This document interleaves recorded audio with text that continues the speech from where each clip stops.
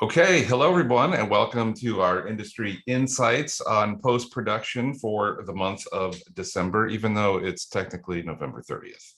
I am your host, TL Westgate. Let me share a screen here and we can get through some slides.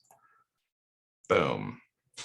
So here we have our slide that tells you exactly what we're doing. Post-production is our topic for the evening. Your panelists are going to be Nakeisha Armorer, Shan. Oh, I don't even know how to pronounce your last name, Shan. Baidwan? Sure. Okay, Baidwan? Obi-Wan? It's Baidwan, but Baidwan, okay. Yeah. Baidwan and Ashton Bracciodieta? Broccoli? Something like that? Is that it's pronounced Bracciolakalaka. Bracciolakalaka. Okay, here we go then. As I said, I am your host, TL Westgate. I went to Florida State University. I've won some awards as a filmmaker, and I'm currently teaching color grading and visual effects here at the LA Film School. Our first panelist is Nakeisha Armorer. She went to Full Sail. She's done gigs for such notable clients as Christ for All Nations, TBN, Universal Studios here in Orlando. And she is currently teaching editing 1-2 and capstone post-production. Our second panelist is that guy whose name I just pronounced. He went to Loyola Marymount University. He's done, you've done like music video work for FX Networks for some big name people, haven't you, Shan? Yeah, a lot of music video, behind the scenes content, sizzle reels, things like that. So yeah, quite a bit of experience. Very good. And he uses that experience to help teach you editing 1-2 and capstone post-production.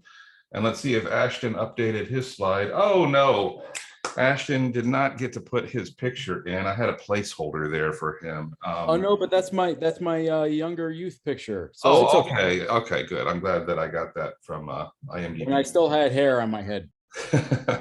I'm not sure. You went to Full Sail too, though, right? I mean, I just threw that in there. That is correct. Okay. I went to Lawton Childs Elementary. No, middle school. I went to Lawton Childs Middle School, so that's interesting. Oh, I just made that up. So I didn't know that. Ashton's most current film is Father's Time, winning some awards on the film festival circuit. And he teaches advanced nuclear physics. Is that right, Ashton? Yes, but in my spare time, I also teach introduction to filmmaking and editing too. Editing too. Okay, great. Well, those are your panelists tonight. They're going to do most of the talking here starting in a minute, but I'm just going to review our topics for tonight. We're going to start off with how each of them started off as an editor, how they got into this line of work, the types of projects that they work on, and the organizational methods they use. Or is there any difference between the type of project? We're going to cover how editing is actually storytelling. And then production, even though this is a post-production evening, it really kind of starts during production. The editing starts during production, and we'll cover that. And then going above and beyond the edit, even after you have a picture lock, you can still do visual effects, audio, music, work on the poster, the trailer. Your job is not done when the project is edited. And that includes the deliverables. You may export MP4s for YouTube, but that's not the only thing to export. There's a lot of options and things you can do, including digital cinema packages, DCPs for theater use. And then getting more work for you as a person who is getting out there in the world and trying to make money doing this. Fast, cheap, good, pick any two, as they say. And then which kind of payment method works best for you? Or our panelists are going to talk about their experience in getting paid. And moving along, upcoming topics. Next month is directing, February is audio, March is post-production, pre-production, and April is cinematography. So we want you to stick around and join in every month for these. I think there might be one more slide. No, that's it. Okay. So let's stop sharing the screen. And I will go back to my list of topics so I can instigate. I'm just the host, your host with the most swag, as you can see. LA Film School, LA Film School, LA Film School. I'm representing here tonight, but I'm going to let our panelists do most of the talking, and let's jump right in. If any of the three of you want to jump on the first topic, oh, let's since Sean's in my upper left corner, how did you start as an editor? All right. Well, I started out when I went to film school, editing wasn't really a thing that I was actively pursuing at the time, right? I always thought that I was more like, oh, cinematography, I wanted to direct. Those were kind of the things that I was like, those are what I want to be doing. Editing was just, I always saw it as a thing like, oh, I can just do it. So it's an added skill. But as I started getting out into getting jobs and, I would go and shoot stuff. I direct things, small little projects. And as I started doing it, it was like, well, but you also have to do the editing, right? I didn't have a budget. I didn't have connections like that to hire out an editor. So, I would shoot everything, but then I'd bring it back home and I'd start editing. And then through that, when you show it to somebody, a lot of people, when they look at it, they're like, oh, I really like the editing. The editing's really good. The editing kept being the thing that they kept getting drawn to. So what started out as kind of like the side thing for me started becoming more of the main thing in the sense that's what was getting me like clients, more work. So, it wasn't the thing I set out for, but it's a good thing to always be open, right? To know that, all the skills you have, you may think you want to do this, but you may end up doing something else, just like I did. So it's good to be open. Okay, thank you for that. Nakeisha, how did you get started as an editor? Hey, so I started off in high school. I started on the newspaper staff, and then by the time I got into 12th grade, I realized the way I see the world is actually through the eyes of an editor. So I started editing and decided, okay, this is what I want to do. So I've actually always wanted to edit. So I did a bunch of volunteer work for my church, got a lot of exposure. And then my church helped put on a big event in the city. And I knew a lot of the cam ops there because I started working for TBN, shooting their live concerts and stuff like that. So I don't know that I advise doing what I did, but I kind of snuck into an event.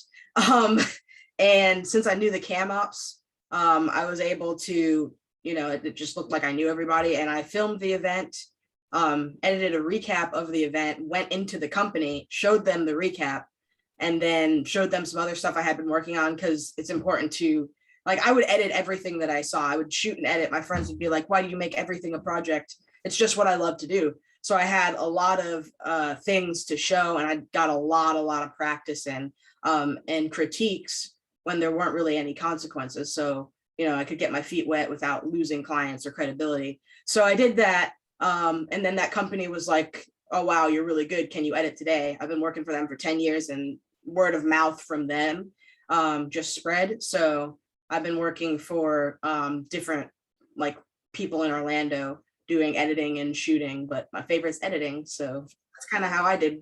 Okay. Ashton, your turn. How did you get started as an editor? Well, it's going to sound like I'm copying Shan, but so Shan, you could just get some residuals from this. But I actually went to film school, and when I was going to film school, I wanted to be a director. That's what I wanted to do.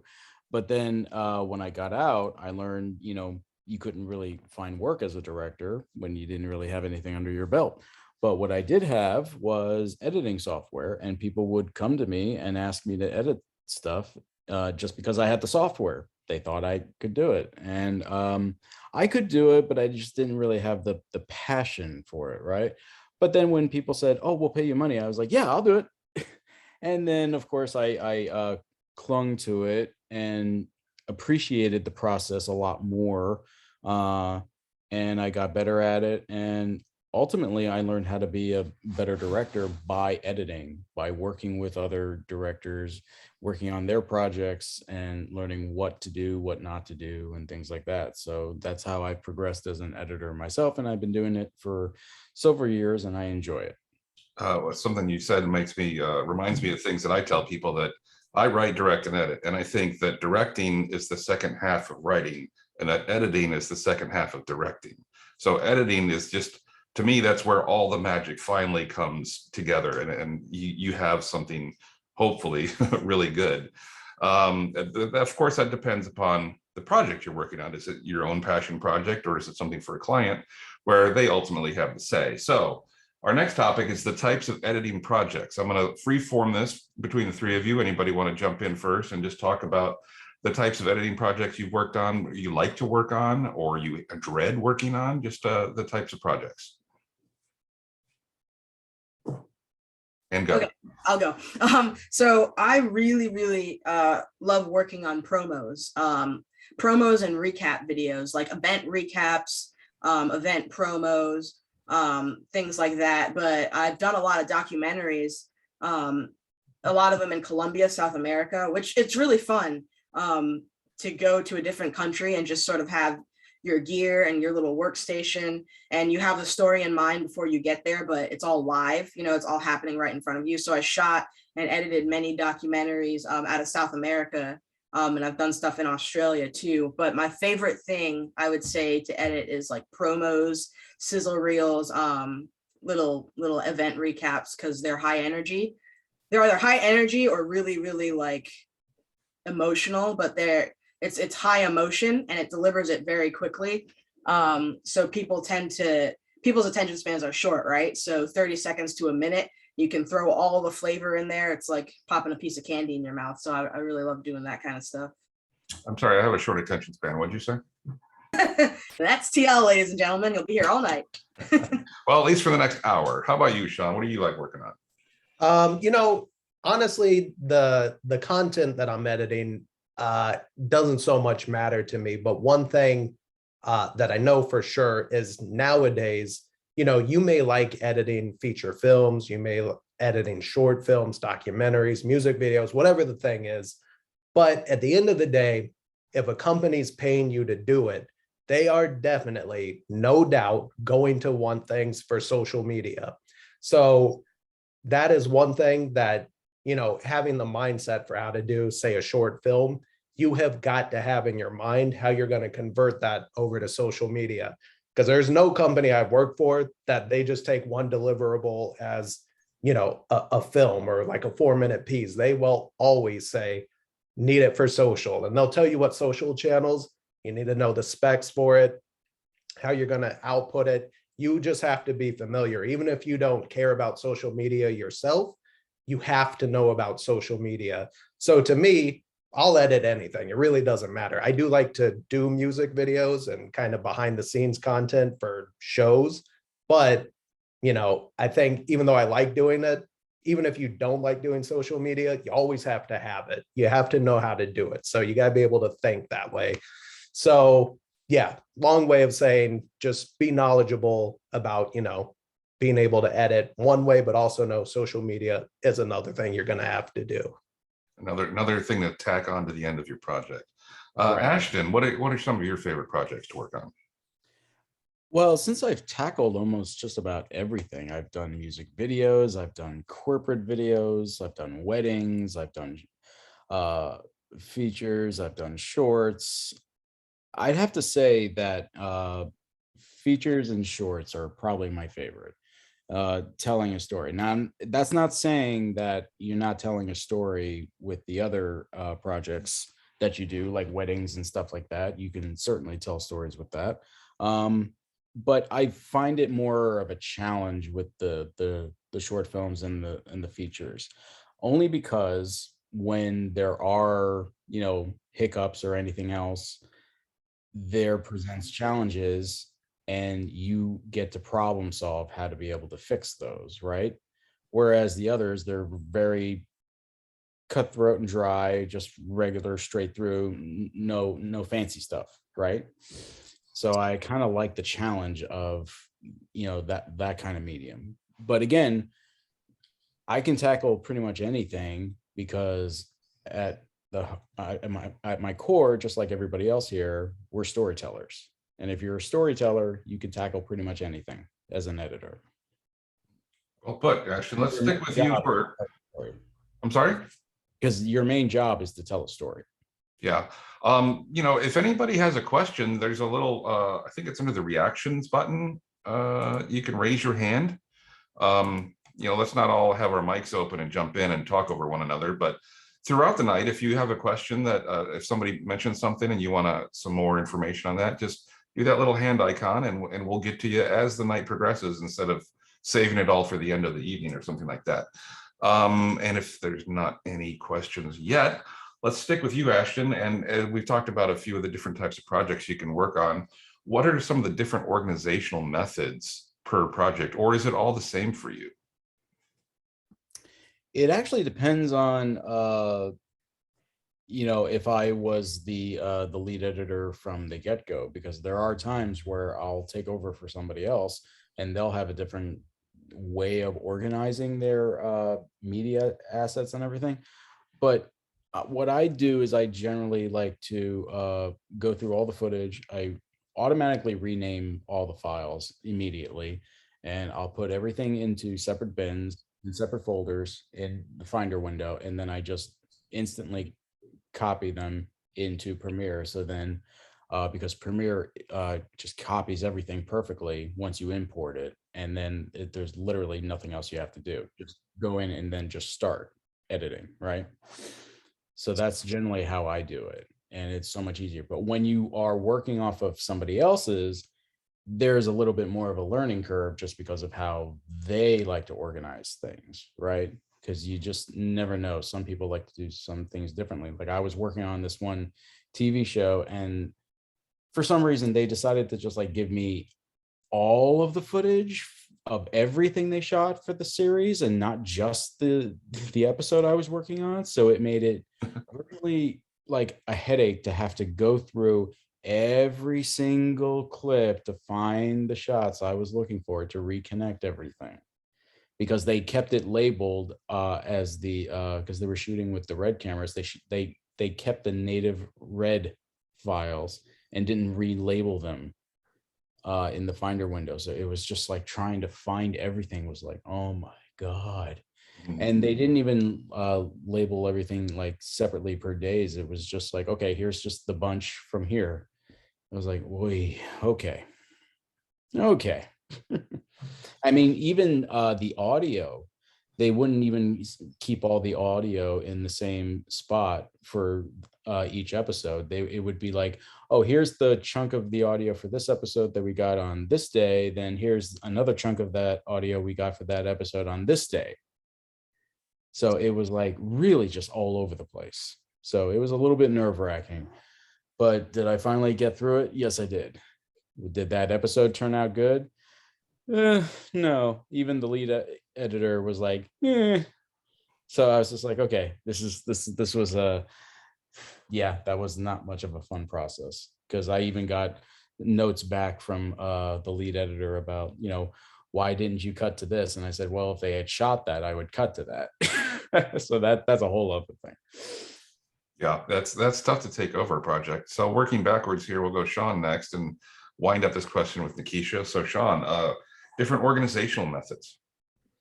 Yeah, I mean, definitely it has to be organized, right? Whether you're using Premiere, you can use Final Cut, you can use Resolve, whatever the editing program is, has to be organized, right? So you want to have your video footage, you got to have that organized, your audio, your graphics, music, whatever it is, it's all got to be organized. That's just the basics, right? You can't just take everything you have and just dump it into the editing program and just say, I'll figure it out from there. Like, you can't. Even if you're editing just all on your own, you don't have a team, nobody else is going to take over this edit.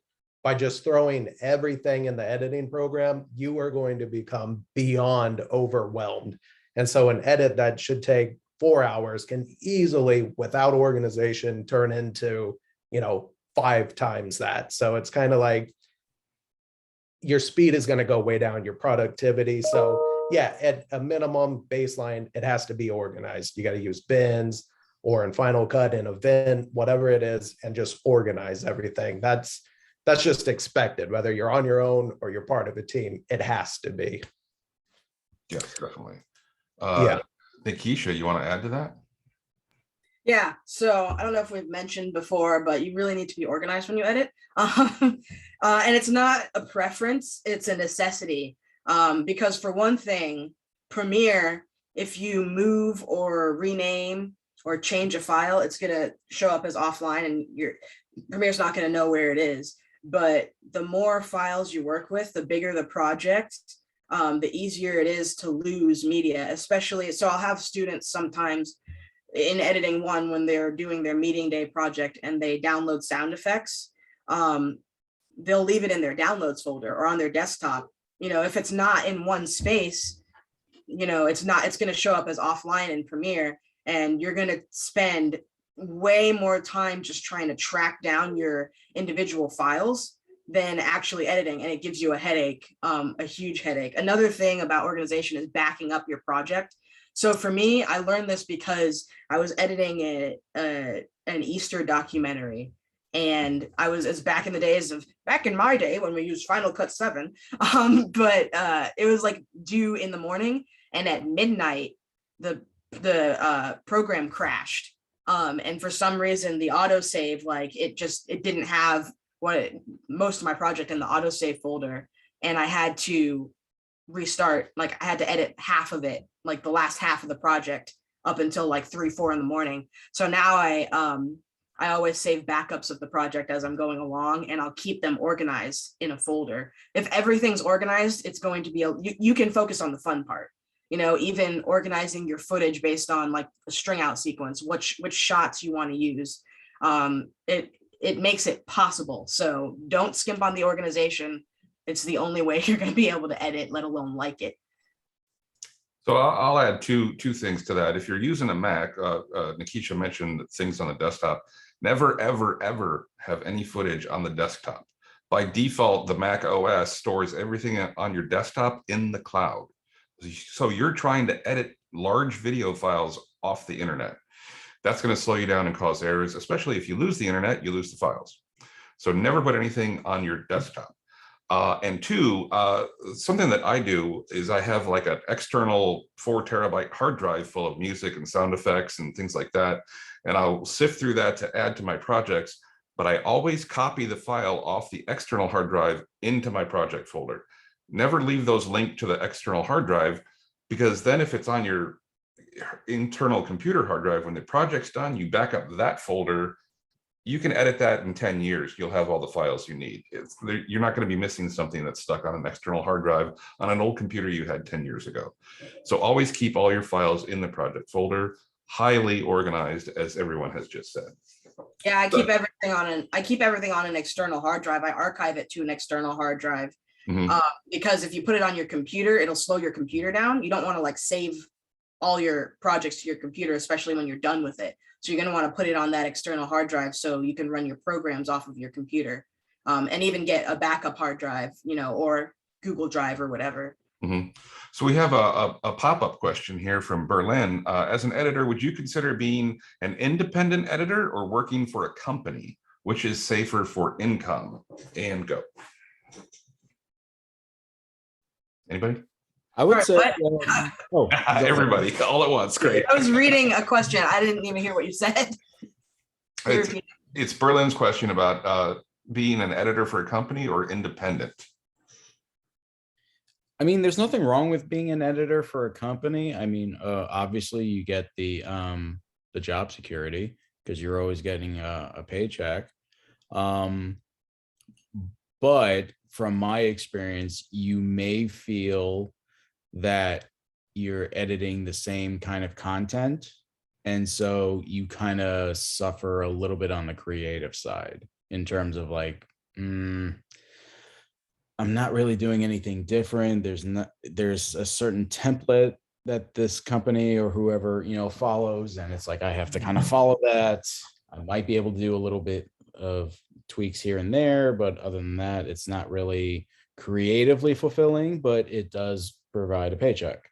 So there's that aspect, because I personally ran into that. I worked for a mom and pop type place, and it was for several years, and it was editing the same stuff over and over and over. And pretty much I went into like a creative dry spell just because I was doing the kind of same routine type of editing.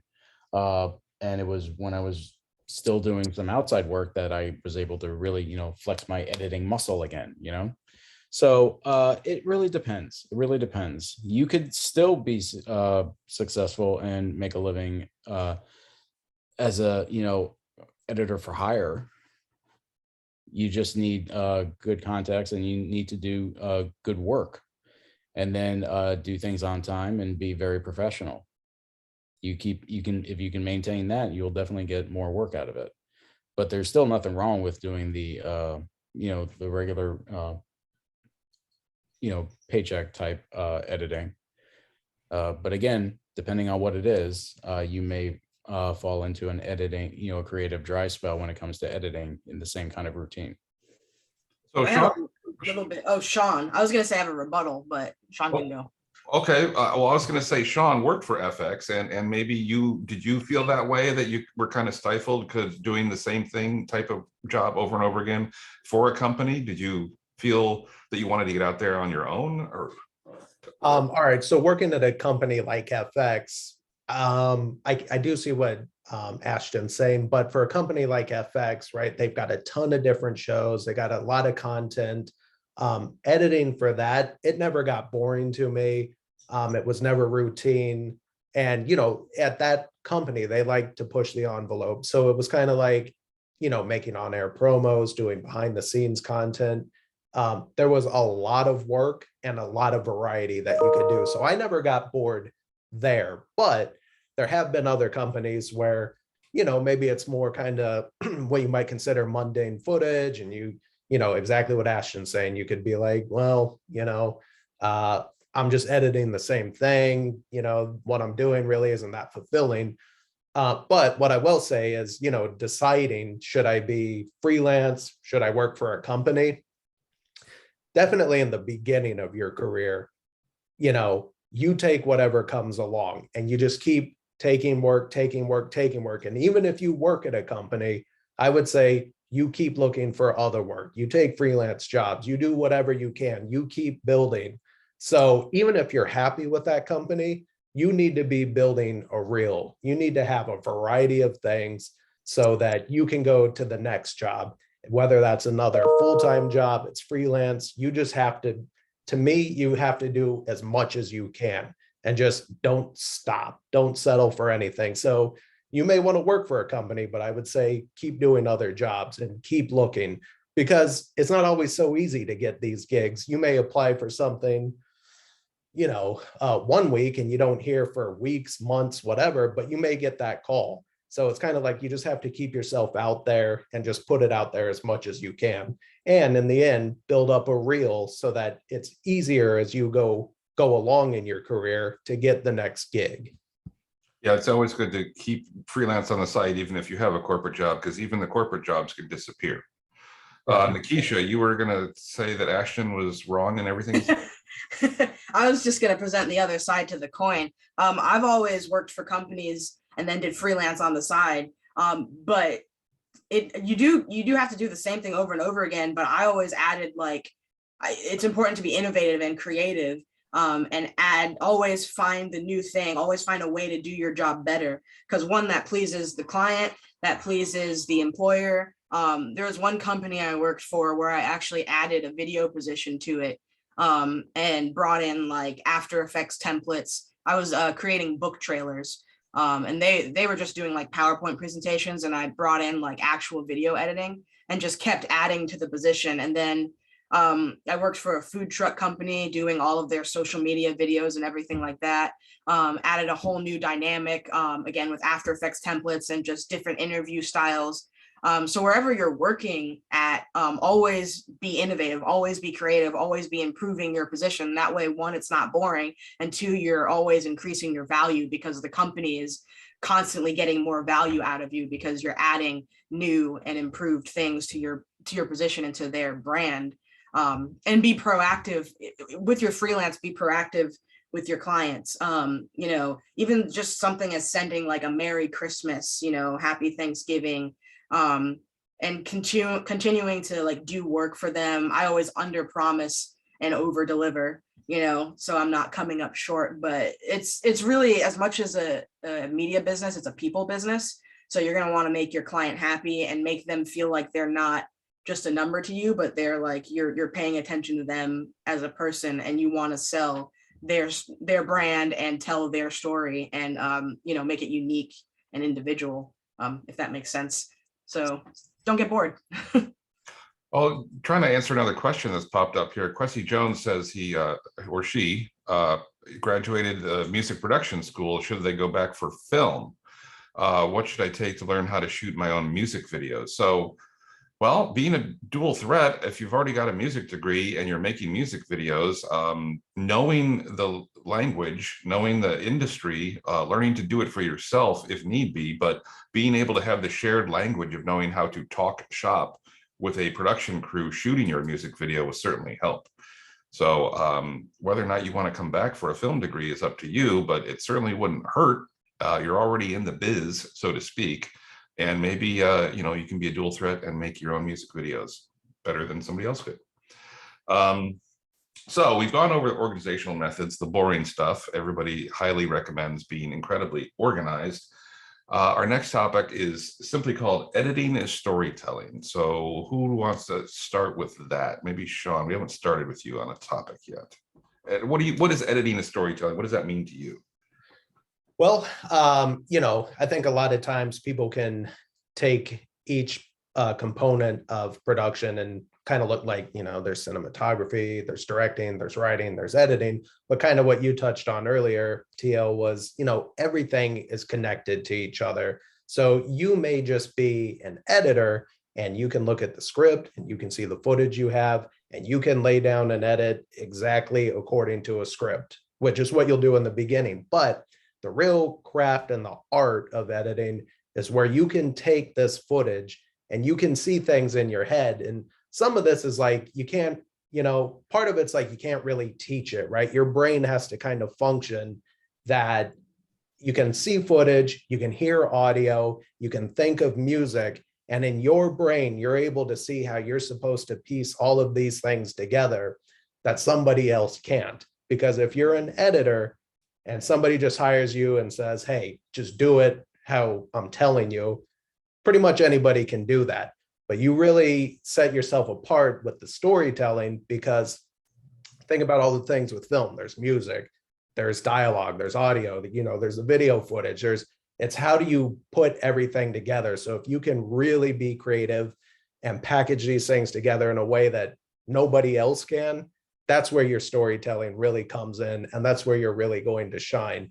So, part of this is, you can learn the program, you can learn, different things within each program, but you just have to practice, and through practice and just practice, your brain is going to start getting trained to think about all of these different things, how you're going to put them together and how you want to present it. So storytelling, it's taking all of the components and putting them together in your own unique way.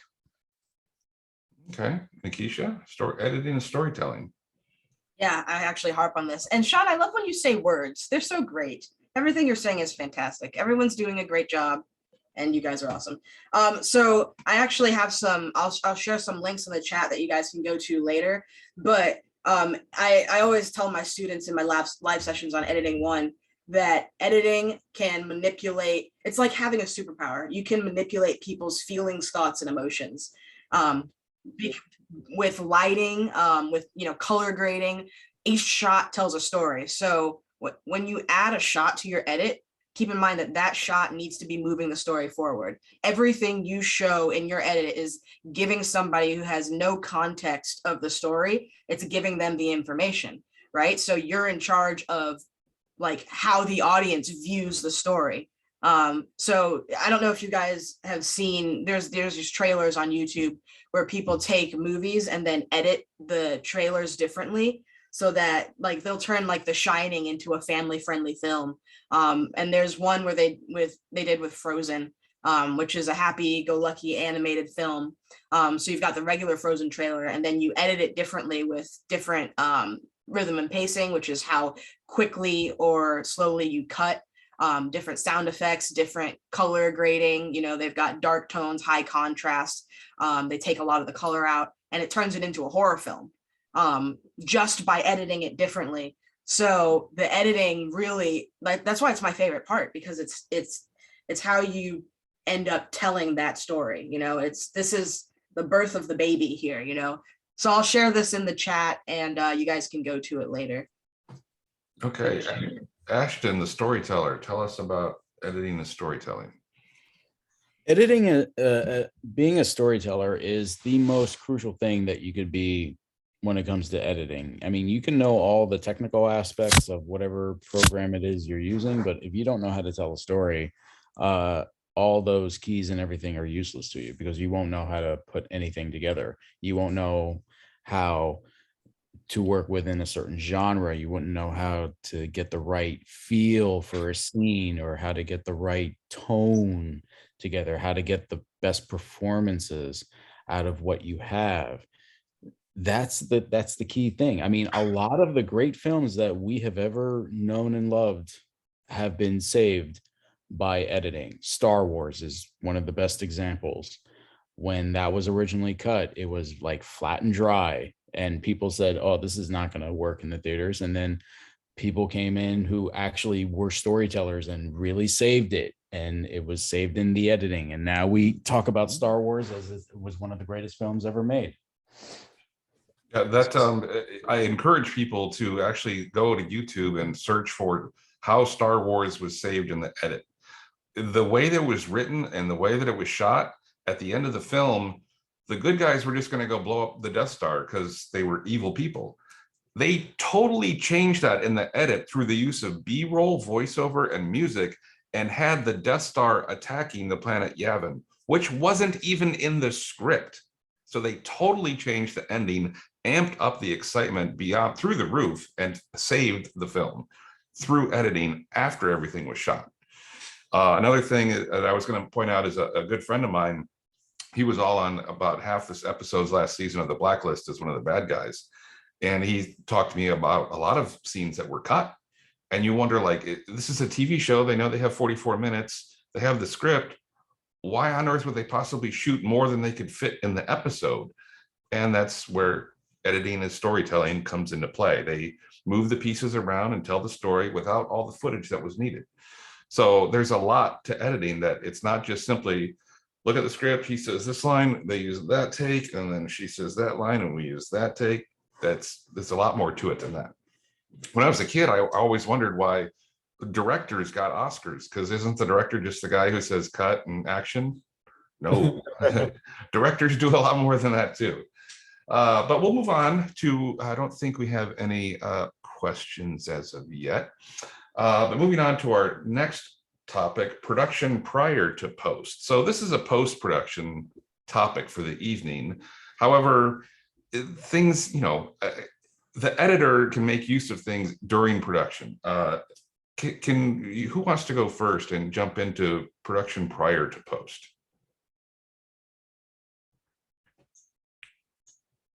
Nakeisha. Yeah, and I have stuff to say. I just didn't want to be that person that always talks first. But so example, I was editing a documentary out of Africa, from Uganda, and it's not like I can just pop over to Africa and get some pickup footage, right? So the person that was filming supposed to be filming all of my B-roll only filmed master shots. Now the master shot is just a wide shot of the scene. They didn't film any pickup shots. Like there was no cutaway. There's nothing for me to cut to. It was just this wide shot. So if they had planned better, if they had looked at, the interview after it was written down or whatever, after it was already scripted, and they looked at it and found, okay, here's the master shot, but I can get a shot of them walking. I can get a close-up of their legs. I can get the expression on their face.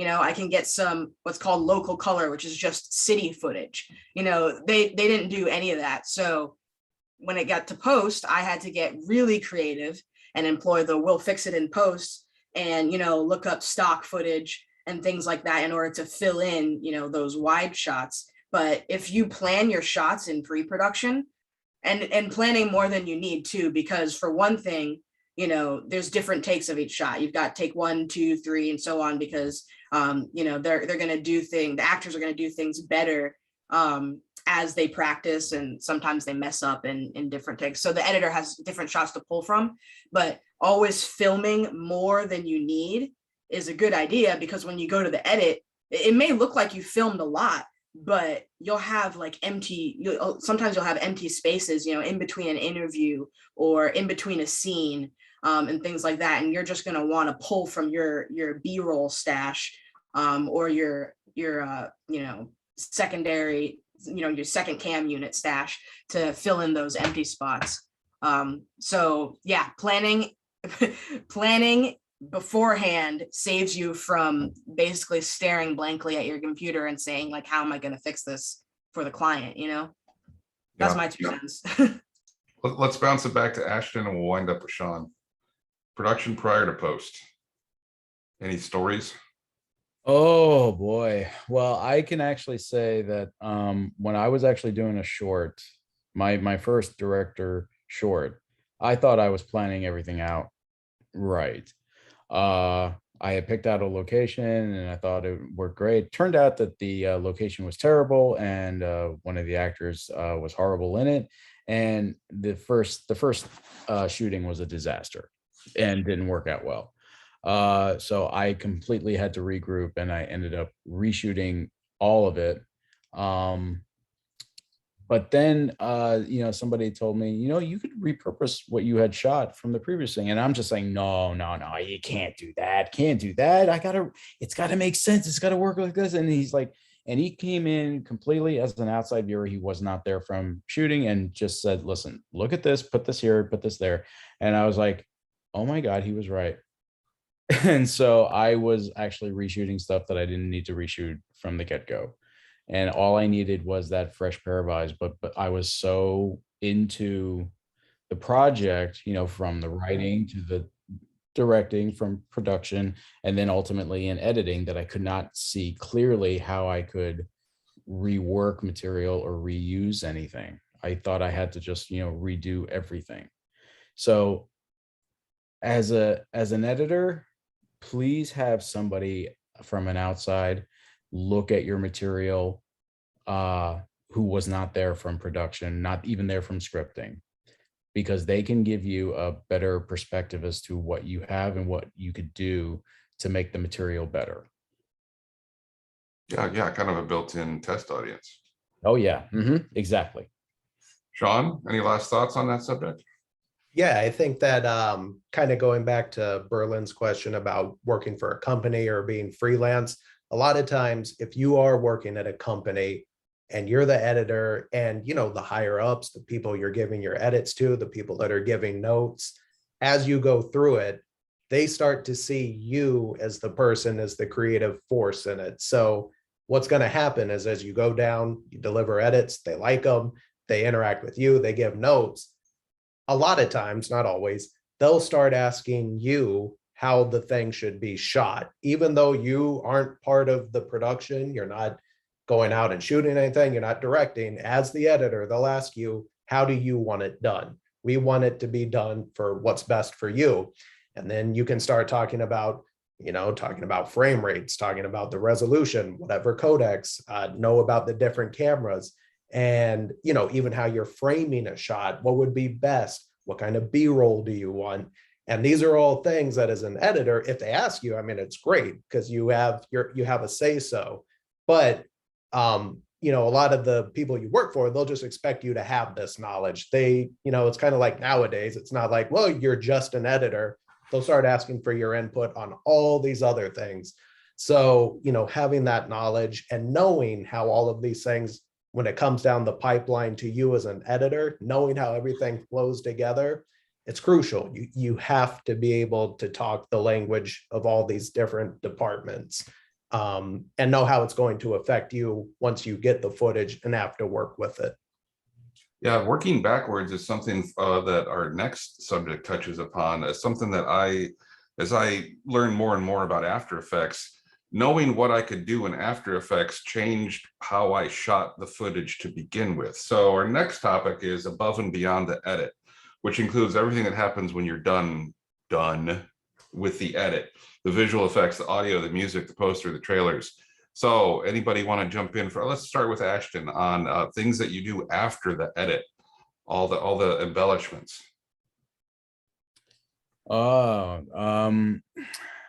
Well, it depends on the type of film that you're working on. I mean, TL, I know you do a lot of effects heavy type of work and everything. And I know that it takes a lot of time for you to do that kind of stuff. I haven't had to do too much except for like my latest film, Father's Time. I had to do some heavy effects and things like that. But the music and other things as well. Do you have a composer? Do you have a library of music? Yeah, I definitely had to. Oh yeah, the one thing about editing is and that I learned is that you always farm out to you find other people who are way better qualified than you in those other areas to do that to do that kind of stuff. If you can do it, fine. But if someone's way better at it and can bring more to the table, yeah, hire them. So I hired a composer to do the score. I hired a sound mixer to actually finalize the mix and actually add additional sound effects. I did the special effects just because I knew I could do them. But the other stuff, I definitely farmed out that work. And thankfully, I was able to pay them. That was the big thing for me, is that if I'm going to farm out, I'm going to make sure that I can pay them and pay them a very decent, fee for what they asked for. Okay, so you tackle some of these things and you farm out when you know that somebody else can do it better. Sean, how about you? Thoughts on all the stuff that goes on after the edit? Yeah, I think that nowadays people expect you to be able to do above and beyond an edit. So for example, doing a sound mix, even though it may just be in the editing program, people don't want to hear music that's distorting way over your dialogue. Like those are things that are just not going to be acceptable. And even though you could say, well, that's not my job, like that's not what I do as an editor. If you give a client work like that, they are only going to see it as your mistake. So you have got to be able to go above and beyond and edit, right? A lot of times they want graphics in there. You may not be somebody who works with graphics, but you need to figure out how you can get that done, whether it's hiring somebody else out, going to websites and paying for just templates, whatever you need to do. People just expect, they'll have crazy requests. They'll say, hey, can you, put like a puff of smoke here and have this thing disappear? And you have to at least know how you would approach that. If you just kind of are like, oh, I don't know what to do, they just expect you to be able to do it, basically, is what I'm getting to. So going above and beyond, to you, it's going above and beyond, but to many clients, that's just the expectation. So you can't really, it can wear you down, and you might push back on somebody and be like, hey, like, I don't do that. Like, if you want somebody to do that, get somebody else, but you can't, because they're not going to work with you again. And the idea is that you keep working. So you have to be able to do these above and beyond things. And that sort of ties in with what you were saying earlier about even when you were done with the project, then you'd have to make social media versions of promos or whatever as well. Yeah, like even something as simple as like editing like a podcast, right? It's fine. You can put that podcast on YouTube and it may get views, but everybody would say, all right, now I need a cut for social media. I want this little tidbit, but I want it to be for TikTok. And you have to go and do that. And, if you want to keep working, you never say, I don't know how to do that. You just have to. Exactly. Nakeisha, how about you? Stuff after post? Yeah. Post-production. Post-production. Yeah, it's funny you say, Sean was talking about, you don't say, I don't know how to do that. I was editing a spoken word video. It's like a music video, but he's not singing. He's kind of reciting poetry. And it was back when we were kind of in the middle of switching between Final Cut 7 and Premiere. And I was like diehard against, like, I'm going to stick with Final Cut 7, but it couldn't handle the technology. Of a pen tool. Let's go ahead and zoom in into this. Oh, there we go. Go ahead. My inner voice teaching me how to keyframe. Anyway, so I had to learn Premiere, because you don't tell the client, oh yeah, I can't edit your project because my software isn't up to date, or I don't have the latest software or whatever. So, and yeah, one thing I found with after the edit or in addition to the edit is, so I don't know how to do things from scratch in After Effects, but if you look at some of my promo work, you may not be able to tell that because I learned how to use After Effects templates and manipulate them and then throw them into Premiere and add them to videos so that it looks like I'm essentially doing a motion graphics edit, but I'm really just really good at manipulating templates. So that's something that you guys may want to look into. Of course, TL will do an excellent job of teaching you how to use After Effects anyway. But there's that, and I've done, when I do social media videos, they want you to make the same edit for Facebook, Instagram, and YouTube. So you have to know the different aspect ratios, and the length, we kind of harp on in editing one anyway, or maybe the old version of the course where, we're like, this is how long the video has to be. And some people will go a second over or, 30 seconds over. Well, when you're editing for social media or when you're editing for TV, especially, like, there's a slot, you have to fit it in that slot and you can't go over or under that slot. So it's important to have that exact time. It may seem like something minor, but it really, it's important when it comes to fitting it into a certain television slot or a certain length on social media. So you have to get your story down to that specific allotted time. So yeah, and minor sound editing, minor color correction and color grading, things like that. You're gonna want to know how to at least make it. You don't have to sweeten it, but you have to make it presentable. Like the audio has to be presentable, and the color grading has to be presentable, and it can go to a sweetener after that, which is somebody who fine tunes it, but you have to know the basics. Yeah, just touching upon the audio work that an editor does. I don't know who's doing the audio for the NBC show La Brea, but the audio is terrible on that show. On top of the bad writing. Yes, I've been using After Effects so long. I used it back when it was called Before Effects. But Ace asks if he or she does not have the After Effects course, where can they go to help learn? Videocopilot.net is a great resource for tutorials, and just even YouTube. If you need to do disappearing Star Trek transporter effect, type in After Effects Star Trek transporter, and there's lots of great tutorials to help you with After Effects if you don't get the course, which of course I hope you do. So after all of this has been done, the visual effects have been added, the audio mix has been fixed up, music, everything, deliverables. Let's talk about what you should be exporting nowadays. Shan, you want to go first?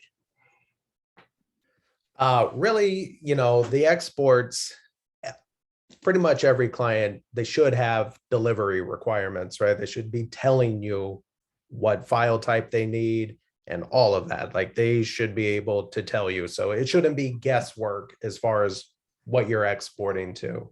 But if they don't do that, you should have some knowledge about the different codecs, about, the dimensions, depending on what platform you're going to. Again, it's kind of coming back to, you have to have knowledge of all these different things, because a client's not always going to have it for you. Now, with bigger clients, major companies, they will give you delivery specs and they will expect you to deliver to that. So that's more straightforward.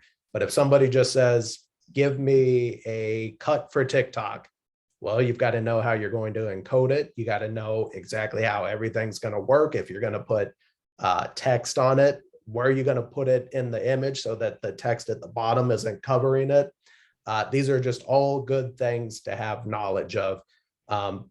If you're lucky enough to have a big client, they'll tell you exactly. But most of the times, especially starting out, it won't be like that. So you just have to be aware and doing the research, and it can become overwhelming. It is a lot.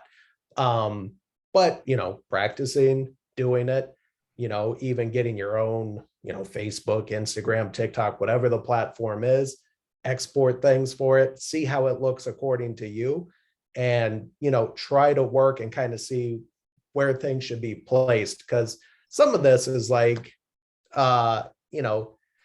I wouldn't say guesswork, but there is an art to everything, right? So really experiment and just try things out and have the knowledge. and know that eventually you'll get to clients that give you specs for how you should be delivering. Ashton, you want to tackle some of these export options? You've had films that you needed to make DCPs for. Tell everybody what that is. Oh, that's the oh, actually help me out here, because I just always go by DCP. I forgot it's a digital cinema package.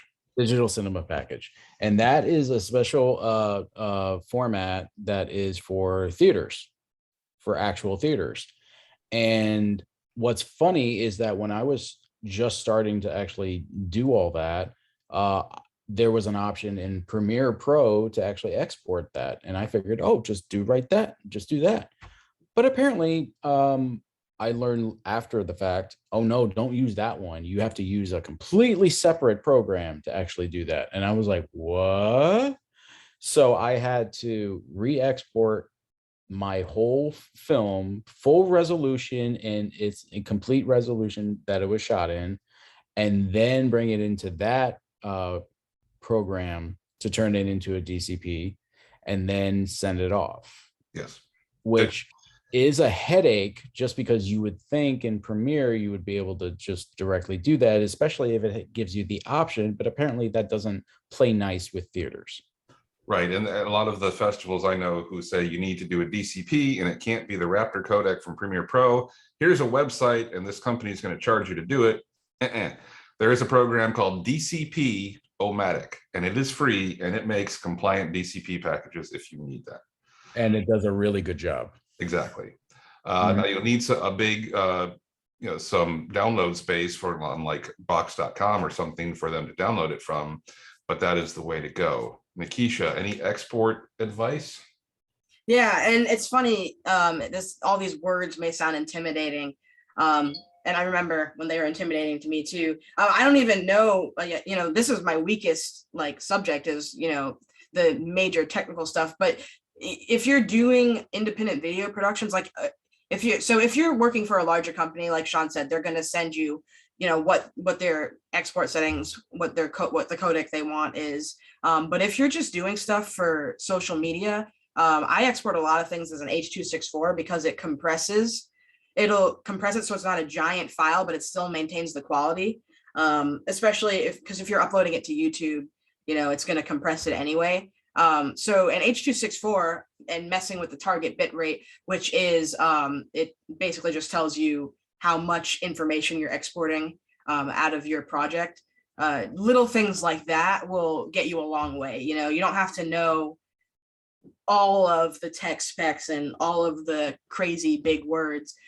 Find what works for your client and what works for your medium. If it's social media, okay, well, this is a good export setting for social media. If it's television, typically they're going to give you your specs, but you don't have to know everything. Just know what works for your medium, your client, and you'll learn that with your first export. And then that's in the bag. Also, things like I think it's batch capturing on Premiere, where you export all the media for your project, and it puts it in a folder, and you can just give all that media to a different editor. Is that what it's called, TL? Is it batch capturing or in Premiere? No, I don't do it that way, but I just give them the whole folder with all the raw footage. But yeah. Related to this subject, one thing I will say about the whole YouTube versus Vimeo thing is, everybody says that YouTube quality is less than Vimeo, but Vimeo charges you money per month. Free is nice, but I will tell you that, does it really matter? Even when it comes to color grading, I tell students, work on it as much as you want. Get a calibrated monitor if you want, but nobody who is going to watch your video is going to see it the same way you do. They're all going to watch it on a phone, off YouTube, on a computer. It's never going to look the way you edited it. So if you want to save money, YouTube is fine. And I have made half-hour long 82 gigabyte files that upload to YouTube just fine. And there's no way that you can upload 82 gigs to Vimeo. I'll put that subject to bed, and we'll move on to our second to last subject, getting more work. How do you get more work? There's an old expression, fast, cheap, good, pick any two. And the more you think about it, the more that makes sense. So where do you guys stand on getting more work? We'll start with Ashton. A good rule of thumb is to do good work the first time around, and then you'll get more work. I've learned that that's one thing, but really being a very good collaborator. I think that's one of the key things is that whenever you are working with somebody else, especially on their project, you have to remember that it's partially yours, but it's really the filmmakers behind it, right? You're just helping to shepherd it, and that anything that you bring to the table is in service to the project that you're bringing, you're trying to, work on. So I always try to be a very good collaborator and try to, be in service to the project that I'm working on. And and if I bring up, things, I'm not, hard-headed, and I'm not like, no, it's my way or the highway, type of thing, because that'll easily not get you any more work, because people will just say, that person's just really difficult to deal with. Their work may be good, but they're just too difficult to deal with. So being very good and working with other people and communicating, that's the key. And just being good at what you do, that helps a lot too. And, like Nakeisha also said too, being like Scotty and overpromising and coming in like, it'll take me about like maybe a week to 2 weeks. And then after a week, you're like, oh no, I actually got it done sooner. They're like, what? Like, yeah, I just, I just managed to coax it a little bit more, I got a working captain. So lying is good. Yes. Okay, gotcha. Absolutely. Sarcasm. Yeah, so he name checked you, Nakeisha. How about your strategies for getting more work? Yeah, interesting. So when it comes to freelancing, this is why I like to work for companies more, because freelancing isn't just editing, it's managing a business, it's doing your own marketing, it's doing your own taxes, it's you have to own your own, you have to be a business manager as well as an editor.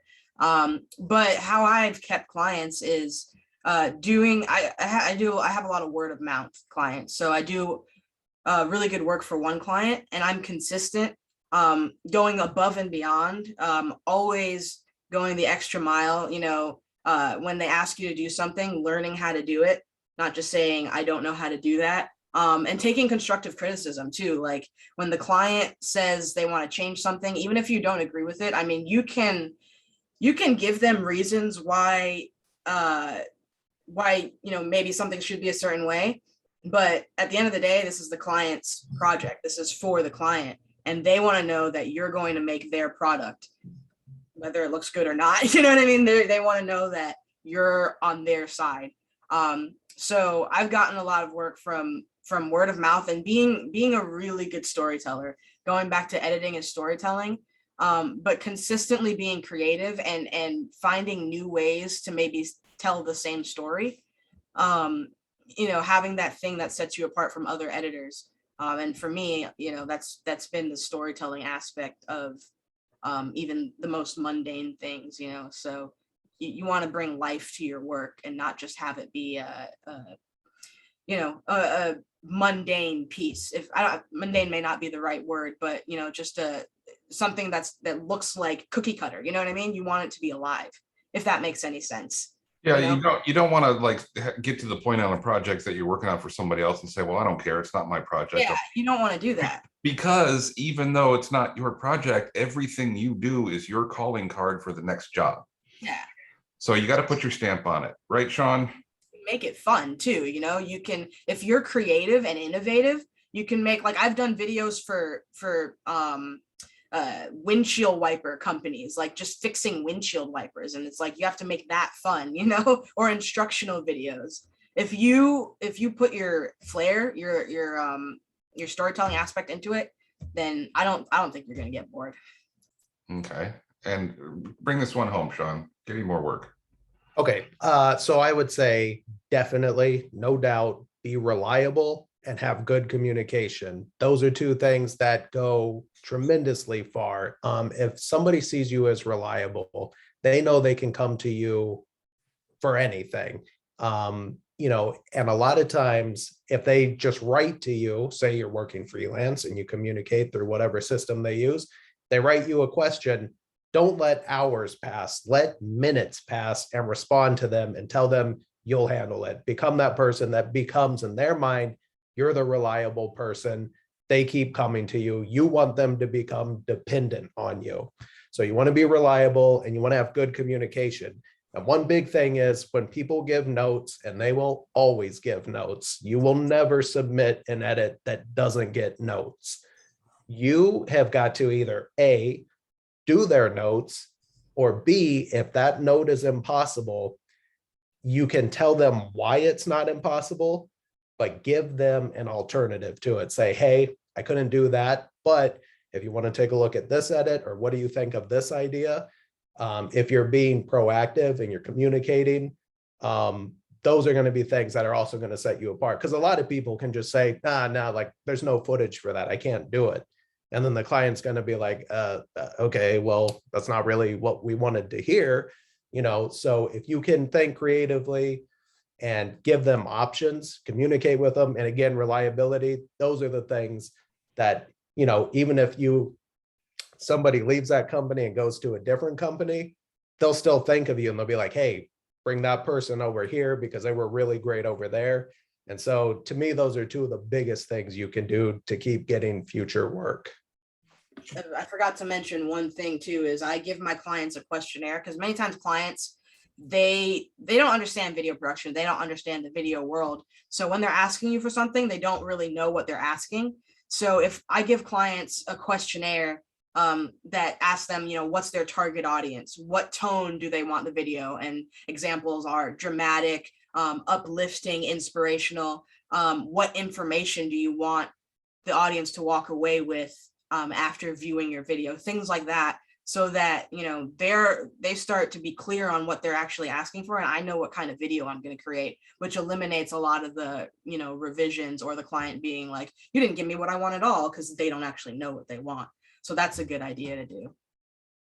Okay, I don't know how long this is supposed to go, but there's two more questions. We have a student by the name of Trent Duncan who says, talk about the importance of using proxies.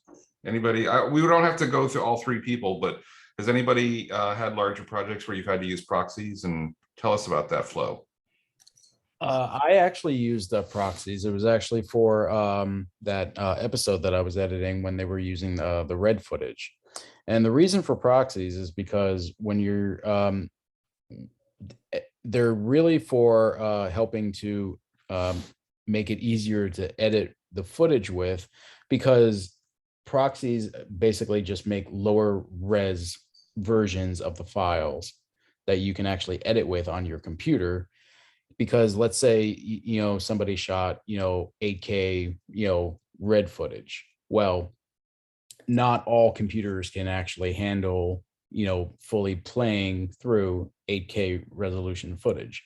So you have to bump down the resolution so it's something you can actually play on your computer, because every person's computer is different. Some people's are much more powerful than others, but it just makes it easier so you can actually edit those together, and then you can still go back to the regular edit and then just, go back. So it's just a nice little way to be able to work with higher quality footage, but at a lower res, just so you can be able to do your edit with.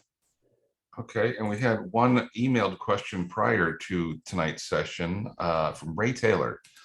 I wanted to ask what the best thing to do is when you're the director and editor of a short and you get stuck in wanting perfection when you're editing. I found myself walking away from projects for months because the editing process becomes such a chore, because I want every detail perfect and I don't know what to do or who to turn to for advice. So kind of like writer's block for editors. Yeah, this is where I kind of ran into that initially, but then I didn't take months to step away. I just took about like a week just to step away to get a fresher perspective, because that's what happens when you get so embroiled in what you're doing. You cannot see any other way but what was done or written in the script, right? you're just following the script and you can't see any other logic or any other method out of this, rabbit hole. You just keep on forgetting to make the left turn at Albuquerque, right? So taking a step back is very helpful. But what I've also found is just having somebody you could turn to who just is an enthusiast of films and is like, hey, do you mind watching this thing with me and giving me some, feedback? What do you think? Is it hitting? Or do you enjoy it? Is it hitting for you? Because if they're enjoying it, then obviously you're doing everything right. If they are saying, hey, I'm not understanding this point, or what was this supposed to be about, then obviously there are areas that still need to be worked.